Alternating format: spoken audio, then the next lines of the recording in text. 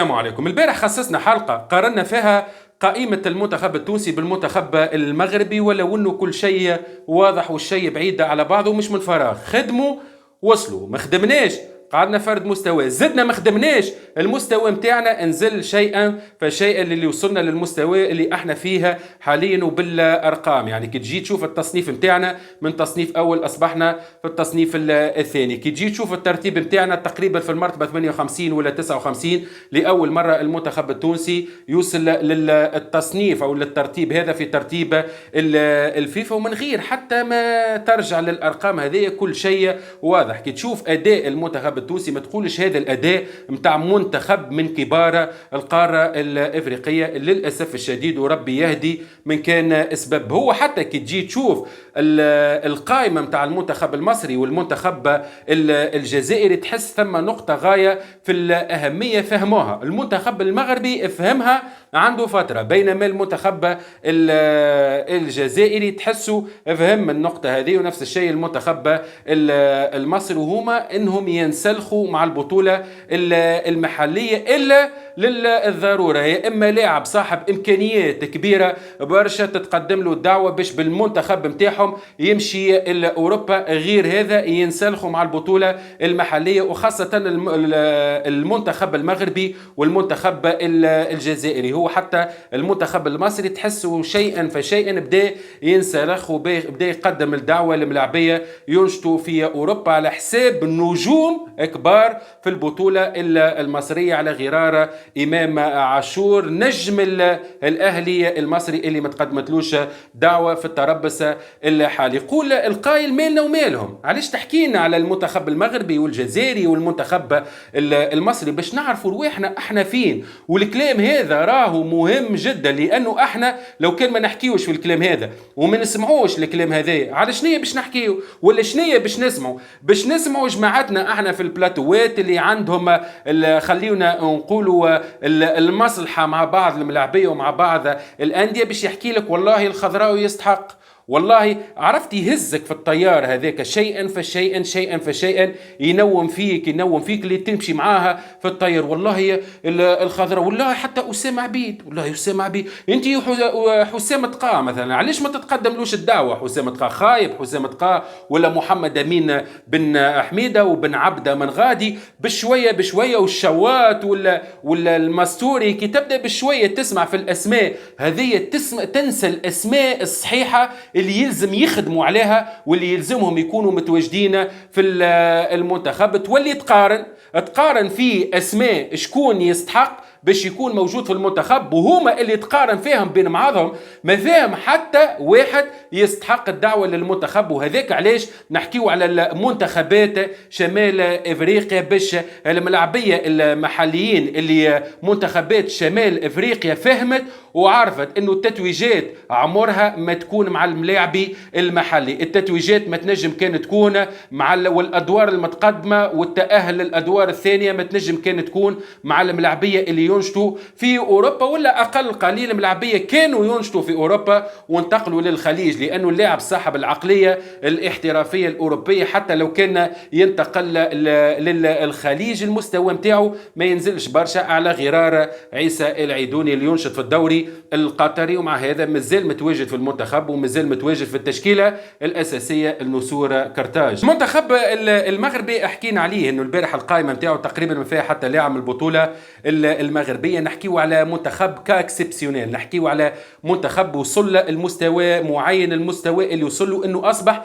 يقارع في المنتخبات الاوروبيه على الملاعبيه المزدوجه الجنسيه. يعني قارع في المنتخب الفرنسي والاسباني والمنتخب الهولندي على بعض الملاعبيه، لذا مراش انه عنده اشكال مع لاعب صاحب جنسيه مزدوجه عربيه. على سبيل المثال بلال نذير، البعض اللي يقول لك صاحب جنسيه مغربيه جزائريه فرنسيه، البعض يقول لك لا ابوه مغربي وامه مغربيه. على كل حال خير المنتخب المغربي، مانيش عارف على المنتخب الجزائري والفرنسي ولا خير المنتخب المغربي فقط على المنتخب الفرنسي. وهذه الثمار قاعدين يقطفوا فيها نتاع خدمه سنوات. كي تجي تشوف المنتخب المصري او القائمة المصرية تلقى إمام عاشور نجم المنتخب أو نجم الأهلي المصري هداف البطولة المصرية ب9 أهداف وتقريبا ثم 6 أسيس، ومع هذا ما تتقدملوش الدعوة لأنهم حتى في المغرب أو في مصر المتسمية على اللاعب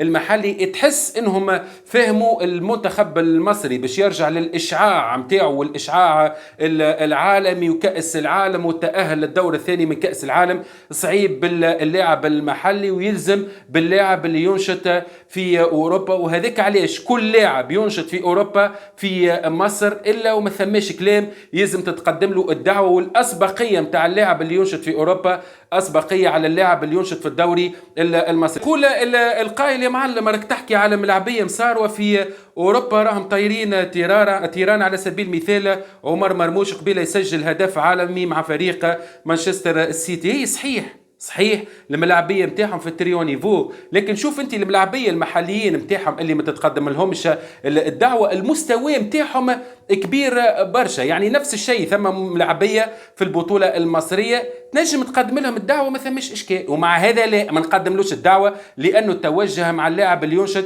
في اوروبا. احنا الملاعبيه نتاعنا في اوروبا صحيح المستوى نتاعهم نازل مقارنه بالملاعبيه المصاروه، لكن نفس الشيء راهو الملاعبيه نتاعنا المحليين نتاعهم مكبوب السعد نتاعهم مستوى نتاعهم نازل برشا. كان جات الدنيا دنيا رانا نخدموا على الملاعبيه هذوما لانه المستقبل معهم. تجي تشوف انت عادل بلبينا على سبيل المثال هداف الدوري الجزائري لحد الان، نحكيو على ملاعبي عمره لاعب بارادو، نحكيو على ملاعبي راهو عمره 21 سنه، نحكيو على ملاعبي بعض الانديه في اوروبا عينيها على اللاعب، ومع هذا ما تتقدملوش الدعوه لانهم يراو انه في اللاعب المحلي ما عندوش الامكانيات وما عندوش الاهداف نتاع الجامعه المغربيه ولا الجامعه الجزائريه انه ما باللاعب المحلي قادرين يوصلوا وين يحبوا يوصلوا. ومع هذا عادل بلبينا مره اخرى تقريبا مسجل 15 هدف ما تتقدملوش الدعوه. كي تجي تشوفنا احنا تلقانا 9 ملاعبيه محليين متواجدين في المنتخب، فضيحه برجوليه.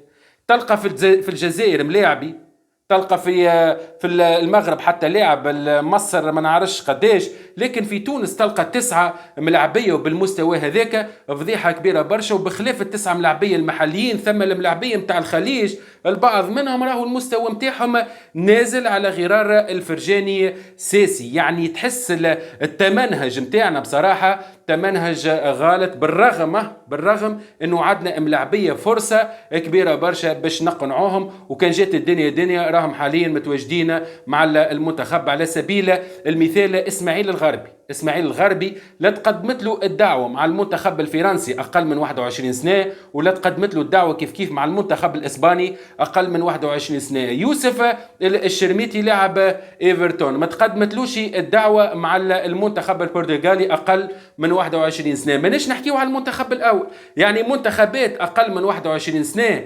والملاعبيه هذوما ما تتقدم لهمش الدعوه وما لقاوش رواحهم في منتخب اقل من 21 سنه. ما تصورش انت باش يلقاو رواحهم في المستقبل مع المنتخبات الاولى، مع منتخب الديوك ومنتخب الماتادور. لذا نعاود نقولوا مره اخرى وقت سامح باش الملاعبيه هذوما نتفاوضوا معاهم ويتقمصوا الوان المنتخب. وكان مستوى وقت اللي ايس الملاعبي والله ساعه على ساعه نقعد بها خذيره وصل 29 و30 سنه وكلموه المانيا ما تخزلوش جمله، كلموه قالوا له اجا معنا قال لا ما نحبش ما نجيش. علاش ما يجيش؟ يعني درا يكره تونس؟ يعني الملاعبيه التوانسه للدرجه يكرهوا بلادهم؟ ليه؟